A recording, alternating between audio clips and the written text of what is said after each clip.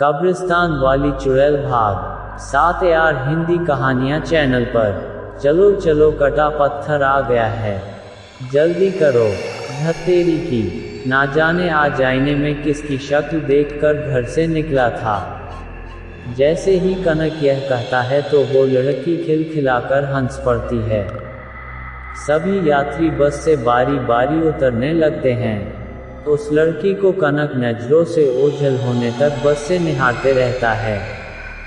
जब काफी देर इस तरह वो वहीं बैठा रहा तो कंडक्टर ने कहा, महाराज जी यहीं बैठे बैठे उसे घर तक छोड़ने का इरादा है क्या, या वापस भी अभी इसी बस से चलने का इरादा है। इतना कहते ही वो जोर जोर से हंसने लगता है। दोस्तों, अगर आपने हमारे चैनल को सब्सक्राइब नहीं किया है तो सब्सक्राइब जरूर करें और बेल आइकॉन दबाना न भूलें ताकि आने वाले वीडियो की नोटिफिकेशन आपको मिलती रहे। चलते हैं अपने कहानी की ओर।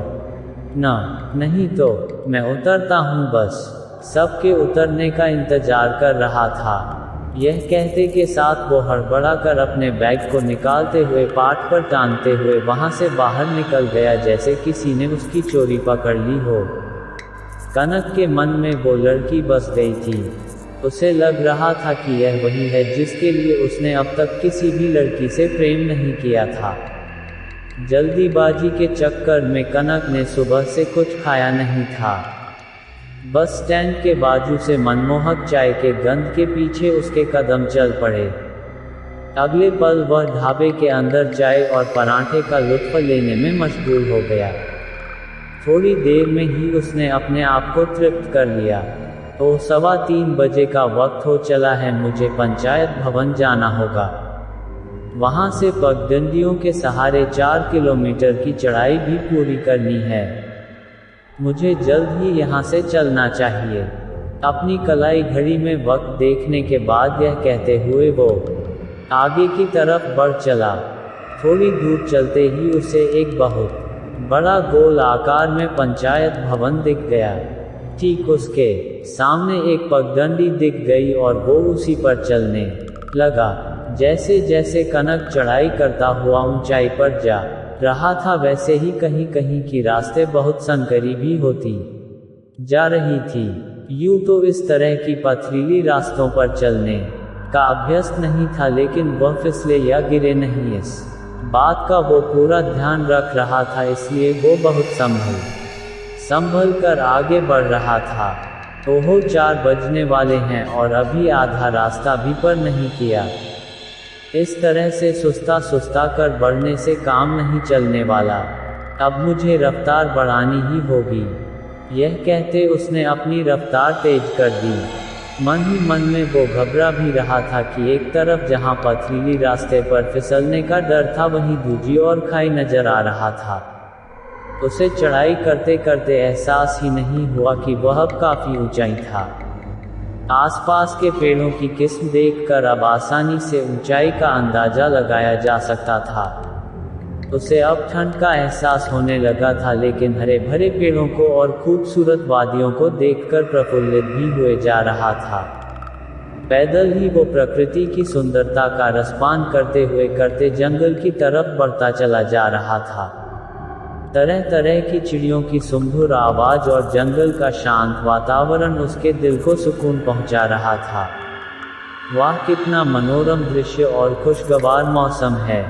मन करता है कि बस यहीं रुक जाऊं, काश कि वापस जाना ना होता। मन ही मन में खुद से बात करता हुआ वो अपनी इस यात्रा का मजा ले रहा था। थोड़ी देर वहां सुस्ताने के बाद अभी मुश्किल से चले हुए कुछ क्षण ही हुए थे कि सामने का नज़ारा देखकर वो खुद पर काबू नहीं रख पाया और आने दोनों हाथों को ऊपर उठाए दौड़ पड़ा।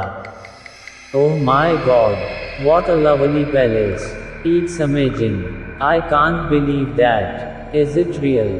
यह कहने के साथ ही वहां हरे घास के मैदान में आंखें बंद करके पसर गया। कुछ देर वैसे ही लेटा रहा, मानो जैसे उसे स्वर्ग की अनुभूति हो रही हो। उसने अपने पिट्ठू बैग को वहीं रखा और खड़ा हो गया। वह जहां इस वक्त खड़ा था वो फुटबॉल मैदान के बराबर की जगह थी, वो भी बिल्कुल समतल। पहाड़ों के ऊपर ऐसा समतल धरातल होना वाकई ताज्जुब की बात थी। उस धरातल पर हरे रंग की घास से आच्छादित था। उस मैदान के चारों तरफ खुला आसमान नजर आ रहा था। इतनी ऊंचाई पर वह कभी भी नहीं आया था। खोपड़ी घुमाकर जैसे ही उसने देखा तो उसे कोने में एक झरना दिखा। वहां उस झरने के समीप जाने पर उसने देखा कि उस झरने की अविरल धारा का कुछ हिस्सा नीचे पत्थर के बने शिवलिंग पर गिर रहा था। उसने जैसे ही झरने के पानी को स्पर्श करने के लिए अपनी हथेलियों को बढ़ाया, अगले ही पल तुरंत वापस कर लिए। तो पानी तो बहुत ही ज्यादा ठंडा है। उद्धरण चिन्ह। उसने दोबारा हिम्मत करके किसी तरह उस पानी से अपनी प्यास बुझाई। वह पानी जितनी ही ठंडी है उतनी मीठी भी है। उसने शीश झुकाकर भोले बाबा को प्रणाम किया और घड़ी में वक्त देखा तो 5 बजने का इशारा कर रही थी। वो हड़बड़ाकर अपनी मंजिल की तरफ बढ़ने लगा। उस मैदान से बाहर निकलते ही वहां से 2 मुहाने वाले रास्ते पर आ गया। ओह, कैसी विडंबना है। चौकीदार फ़हीम ने मुझे किस रास्ते का चुनाव करने के लिए कहा था मुझे याद नहीं आ रहा। मुझे लेफ्ट वाले से जाना था या राइट वाले से। अभी वो निर्णय ले ही रहा था कि अचानक उसने देखा कि वहां से थोड़ी दूर पर ही बाएं मार्ग पर एक लड़की पेड़ के नीचे बैठी है और वो अपने पैर को पकड़े रो रही है।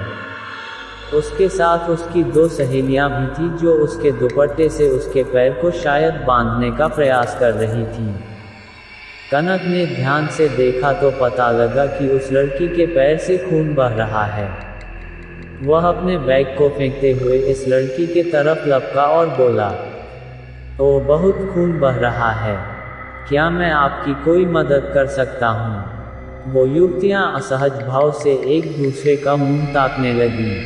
फिर वो आपस में ही एक दूसरे से आंखों के इशारे से बातें करने लगी जैसे किसी अजनबी को देखकर किया जाता है। यह देखते ही कनक ने मधुर आवाज में कहा, "भरोसा रखिए, मैं चुटकी बजाते ही आपको ठीक कर दूंगा।" यह सुनकर तीनों शांत हो गईं। कनक ने अपने पिट बैग से फर्स्ट एड का किट निकाला जो चलते वक्त उसने बैग में डाला था। उस किट से कुछ मलहम और दवाएं निकाली। कनक कॉटन निकालकर जैसे ही डेटॉल लगाने लगा कि तभी अचानक वो युवती बोल पड़ी, "ओह, आउच, बस कर, अजनबी दर्द हो रहा है बहुत।" यह कहते कि साथ वो अपने मुंह अजीब सा बनाने लगी और करके मुंह से आवाज करने लगी जैसे कोई तीखी मिर्ची खाली हो। "अरे डरो मत, थोड़ा सा दर्द होगा लेकिन यकीन मानो तुम्हें इससे जल्द ही राहत मिलेगा।" यह कहते ही कनक उसके पाँव में मरहम लगाने लगा और मरहम लगाते ही पट्टी को उसके पाँव में फुर्ती के साथ लपेटने लगा। "उई माँ, मर गई रे छोरे, मार के ही दम लेवेगा कि आज।" यह सुनते ही कनक के साथ साथ बाकी की 2 लड़कियां भी हंसने लगीं। जब हंसी का माहौल शांत हुआ तो कनक की नज़र उस घायल लड़की पर पड़ी। कनक ने इसी समय पहली बार उस घायल लड़की का चेहरा देखा। सांवली सी मनमोहक रूप जैसा कि स्वर्ग की अप्सरा मोहिनी जैसी हुबहू ही लग रही थी। मानो जैसे किसी सांचे में ढालकर उसके रूप को ढाला गया हो और उसके एक एक नयन नक्शों को बारीकी से तराशा गया हो।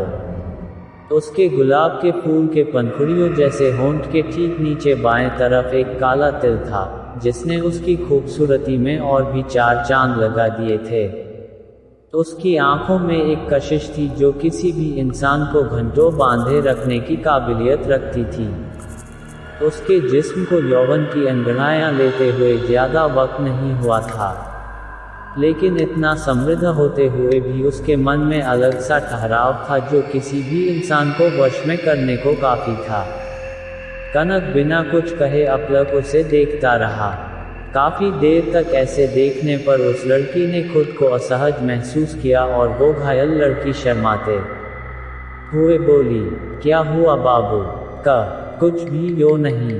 वह उसके सवाल से झेप गया। सामान्य होता हुआ बोला, "आप लोग यहाँ क्या कर रहे हो? वो भी इतने घने जंगल में?"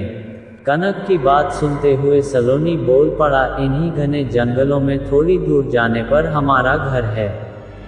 हमारे यहाँ बहुत बड़ा गौशाला है जहाँ 12 गाय और 18 भैंसे हैं। आसपास के गांव में शहर में दूध की सप्लाई होती है। उन जानवरों के लिए घास और पत्तियों की तलाश में जंगल में बहुत दूर दूर तक जाती हैं।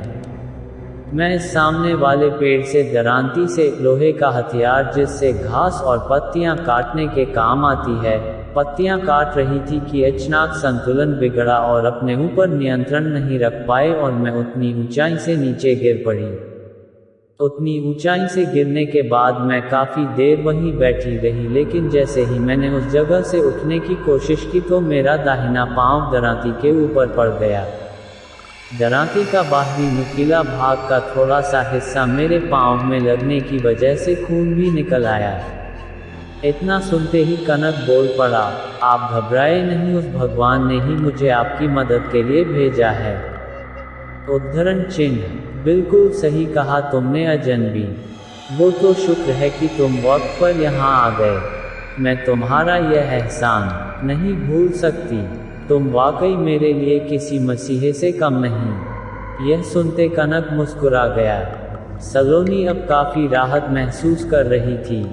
उसने मीठी मुस्कान के साथ पूछा, तुम कौन हो अजनबी, और शाम को अकेले कहाँ जा रहे हो? शायद आपको पता नहीं, सूर्यास्त के बाद यहाँ जंगल में घूमना किसी खतरे से खाली नहीं है। उद्धरण चिन्ह, डर कैसा, अब कुछ अपने लोग जो मिल गए हैं और बहुत दिनों बाद जंगल में आना अच्छा लगा रहा है। यह सुनते ही वो तीनों युवतियां भी मुस्कुरा गईं। इस मुस्कुराहट के साथ शायद कनक और सांवली सलोनी के बीच कुछ अनकही बातों से एक सुखद सफर शुरू हो चुकी थी। लो जी, आपका मरहम पट्टी तो हो गया, अब थोड़ा आराम से जाएगा। यह कहकर कनक अपनी मंजिल की तरफ जाने को ही था कि एक आवाज आई, मुड़ा।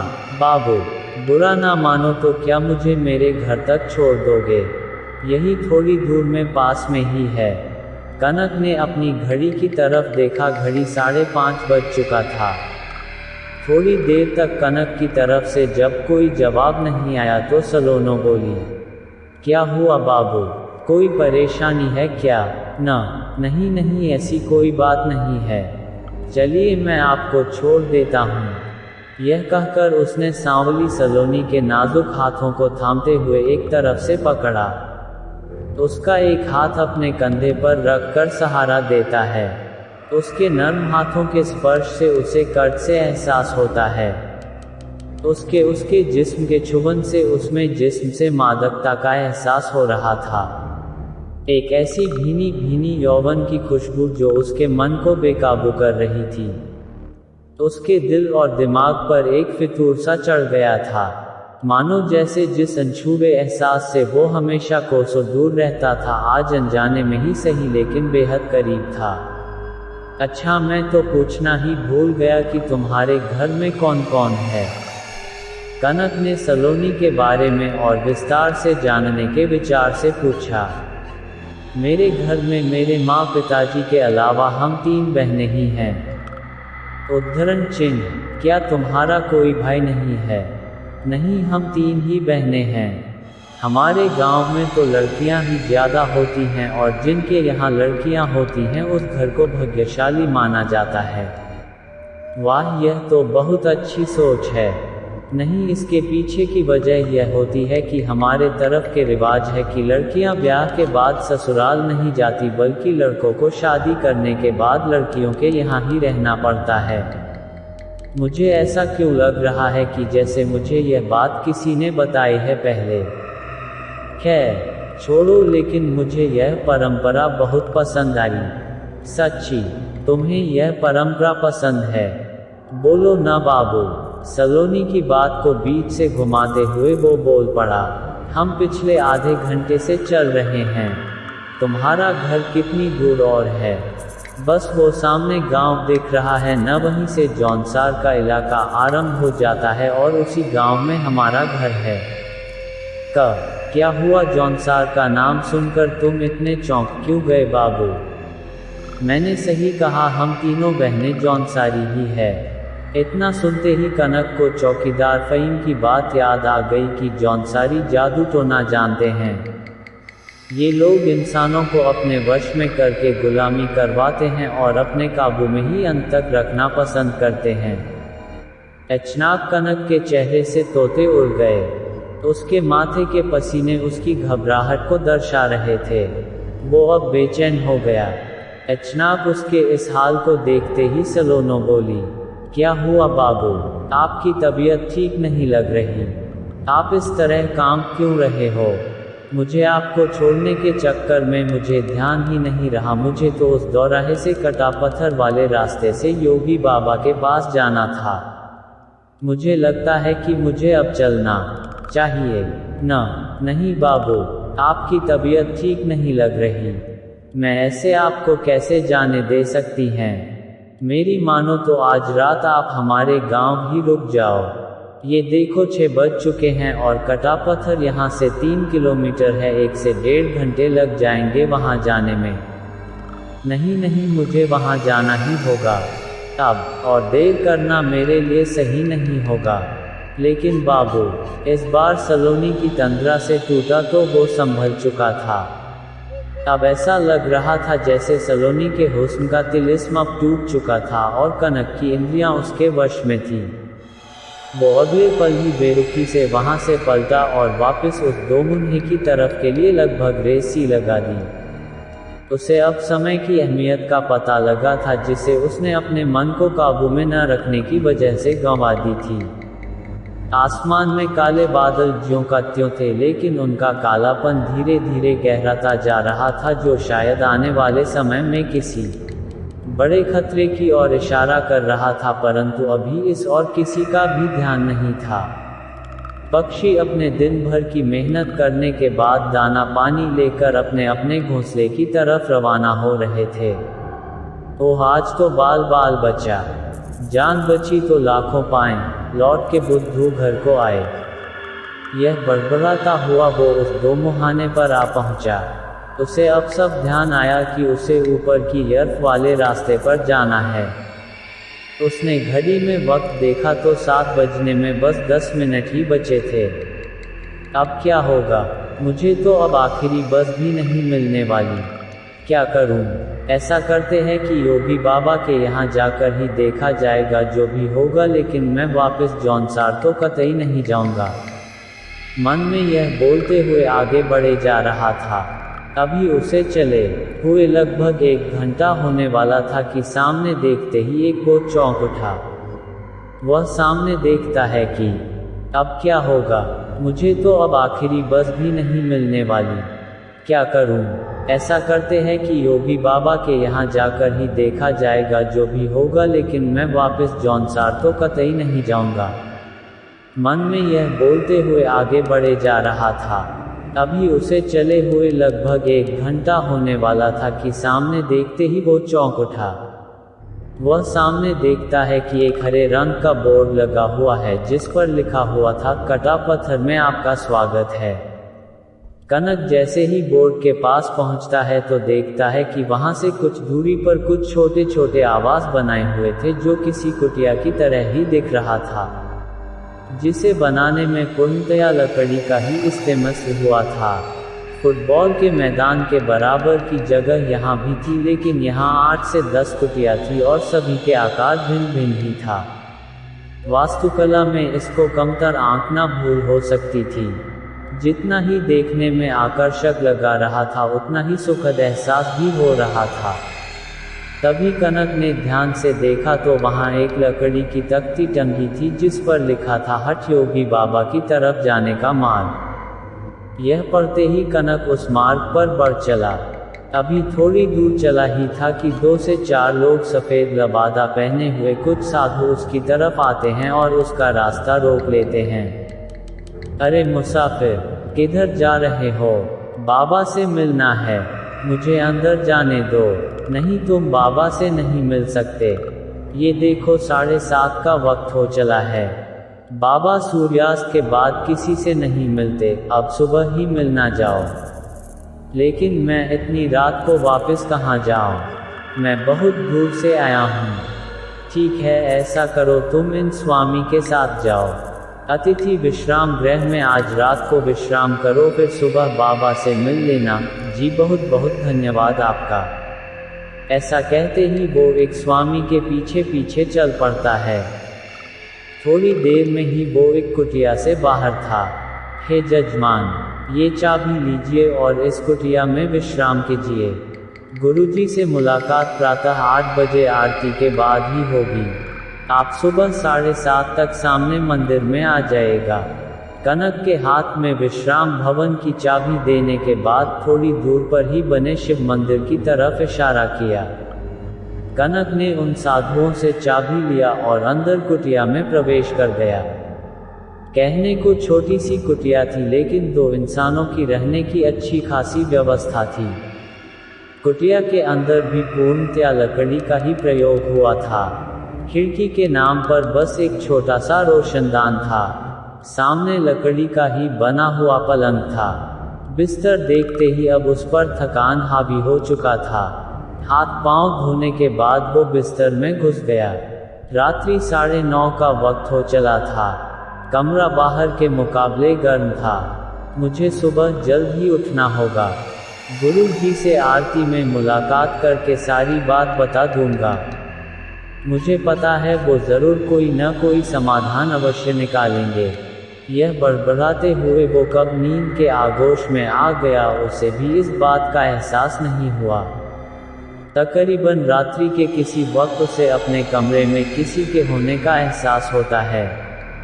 वो हिम्मत करते हुए धीरे धीरे अपनी पलकें खोलता है तो देखते ही चौंक जाता है कि सामने वही लड़की खड़ी है जो शाम को मिली थी।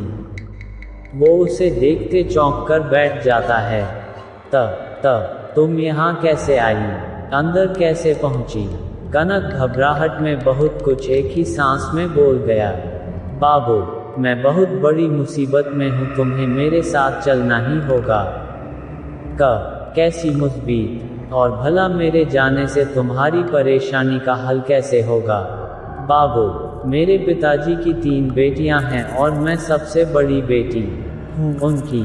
हमारे यहाँ लड़कों की कमी है। तुम मेरे साथ चलो, मैं तुमसे शादी करूँगी और तुम हम लोगों के साथ ही रहना। कैसी बातें कर रही हो? लेकिन मैं तुमसे कोई शादी वादी नहीं करना चाहता और न ही मैं उस जगह रह सकता हूँ। मैं जानती थी तुम साथ चलने को मना करोगे, फिर भी मैंने सोचा कि एक बार सहमति जाननी ज़रूरी है। बाकी जाना तो तुम्हें पड़ेगा ही मेरे साथ। तुम क्या की मवाए हो जो मुझे अपने वश में कर ले जाओगी? बाबू, वश में तो वहाँ जाकर होंगे, फिलहाल तो उठा कर ले जाने आई हूँ। अच्छा मजाक है, तुम्हारे पाँव में तो चोट लगी है। भला तुम कैसे उठा कर ले जा सकती हो? सलोनी ने अपने पाँव को उठाते हुए उसके बिस्तर पर रखा और अपने घाघरे को उठाते हुए बोली। कैसा घाव बाबू? आपको कोई घाव दिख रहा है क्या? अरे ऐसा कैसे हो सकता है? मैंने खुद तुम्हारी इसी टांग पर क्रीम लगाने के बाद पट्टी की थी। ऐसा कैसे हो सकता है?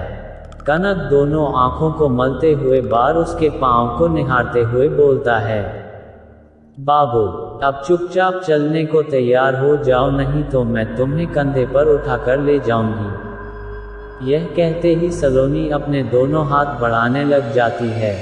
यह देखते ही कनक रजाई के अंदर छिपने की कोशिश करने लग जाता है। सलोनी अब अपने दोनों हाथों से कनक के पैर पकड़ लेती है और पूरे दम से खींचने लग जाती है। अगले ही पल कनक बिस्तर से नीचे धड़ाम करके गिर जाता है, लेकिन सलोनी उसके पांव नहीं छोड़ती और उसे उसी हाल में रगड़ते हुए वापस अपने गांव की तरफ ले जाने लगती है। कनक भय से थर थर कांपने लगता है और बोलने लगता है, छोड़ दो, भगवान के लिए मुझे छोड़ दो। मैंने तुम्हारा क्या बिगाड़ा है जो मुझे उसकी सजा दे रही हो? तभी किसी की दरवाजे पर दस्तक होती है। कनक हड़बड़ा कर उठ बैठता है। उसकी नज़र सामने दरवाजे पर पड़ती है और बोल पड़ता है, थैंक्स गॉड कि मैं सपना देख रहा था। क्या कोई सपना इतना भी खौफनाक हो सकता है? लगता है थकान और वो लड़की मेरे दिमाग पर कल कुछ ज्यादा ही असर कर गई, जिसकी वजह से सपनों में भी छा गई। कि तभी दरवाजे पर फिर से दस्तक हुई।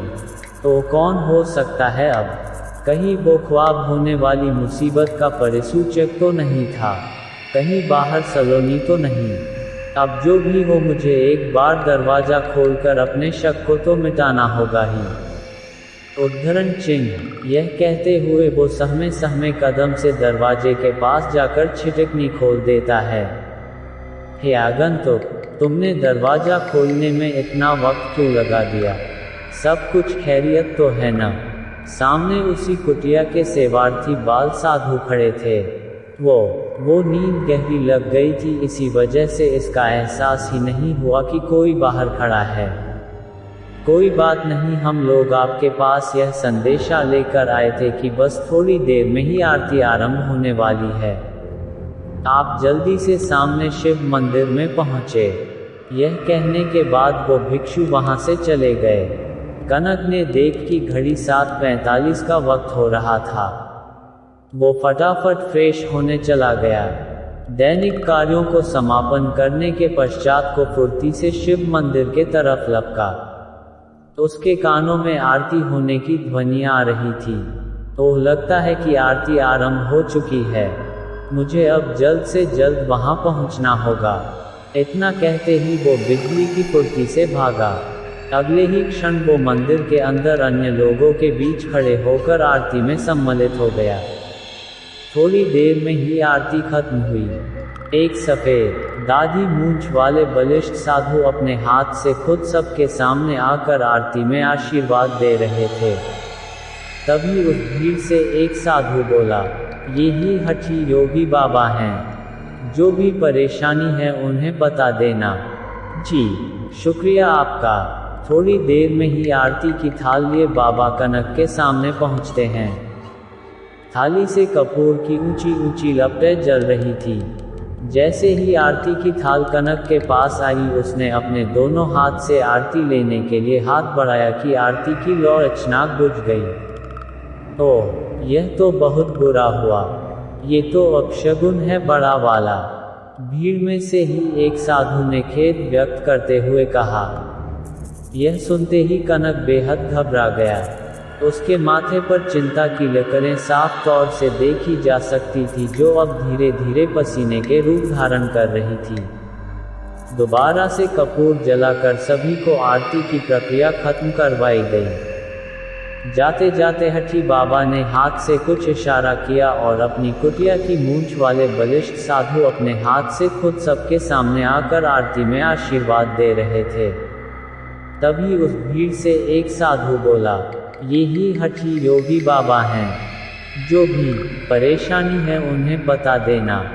जी, शुक्रिया आपका। थोड़ी देर में ही आरती की थाल लिए बाबा कनक के सामने पहुंचते हैं।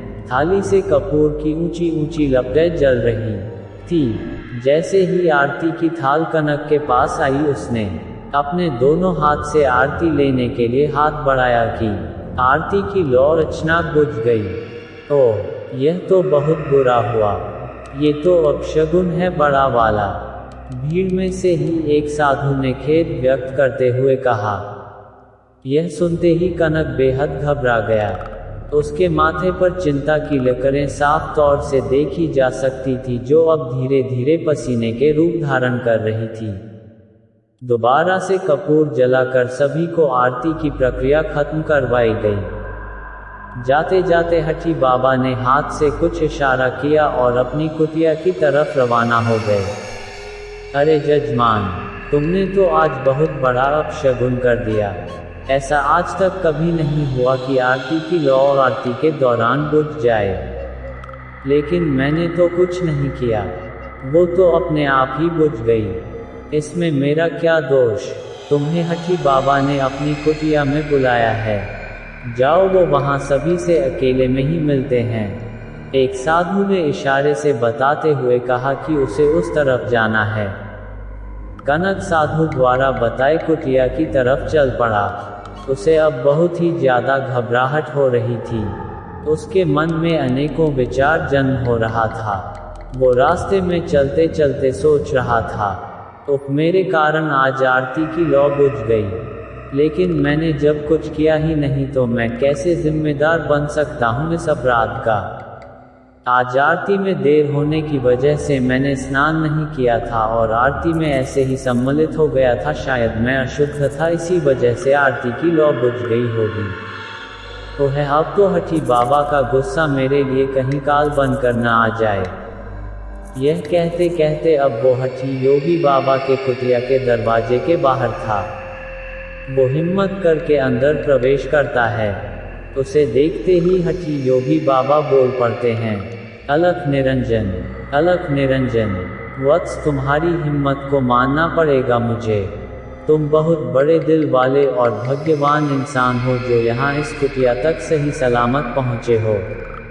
मैं देख रहा हूँ कि तुमने यहाँ पहुँचने के लिए बहुत से कष्टों एक का बड़ी हिम्मत के साथ सामना करते हुए पहुँचे हो। जी बाबा, मेरी बहुत बड़ी इच्छा थी कि आपके साक्षात दर्शन करूं। सच्ची निष्ठा और लगन कभी बेकार नहीं जाती।